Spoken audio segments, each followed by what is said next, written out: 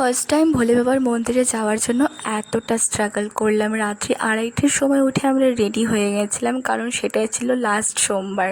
আর এরপরে কিন্তু সোমবারে আর মন্দিরে গিয়ে পুজো দেওয়া হতো না, কারণ আমরা এই শ্রাবণ মাসে একবারও মন্দিরে যাইনি।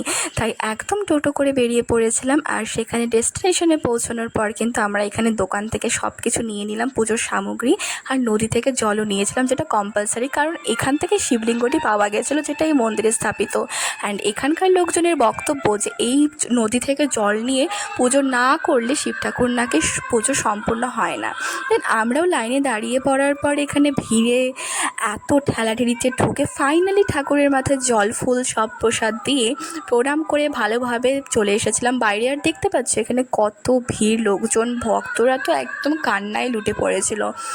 আর এত ভোরবেলা, যেখানে ভোরের আলো এখনও ঠিকঠাক ফোটেনি। দেন বাইরের অনেক ঠাকুর ছিল, সেগুলোকেও আমরা পুজো দিলাম।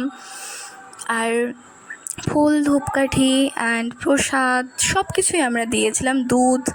আর তোমাদের বাড়ি থেকে কিছুই আনতে হবে না, সব তোমরা এখানেই পেয়ে যাবে, খালি হাতে টাকা নিয়ে আসলেই হবে। যারা যারা জেনে গেছো জায়গাটা কোথায় তারা অবশ্যই কমেন্ট করে জানিও, আর যারা এখনও জানোনি তারা পুরো ভ্লগটা দেখো। অ্যান্ড দেন কিন্তু ভালোভাবে তোমরা এখানে ভিউটা দেখে নাও। এত সকালবেলা, এত লোক, তার সাথে চারিদিকে ধূপকাঠির সুগন্ধে মোমো করছে।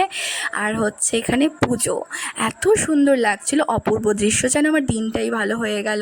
দেন আমরা ব্রিজে চলে গেছিলাম, আর সেখান থেকে মেলার দোকান, খাবারের সুগন্ধ, নদীর ঠান্ডা হাওয়া দেখে একদম মনটা ফ্রেশ হয়ে গেল। আর তোমরা বলো তোমাদের ভিডিওটা কেমন লাগলো? যদি ভালো লাগে অবশ্যই লাইক করে দিও, কমেন্ট, শেয়ার, সাবস্ক্রাইব করে দিও। টাটা।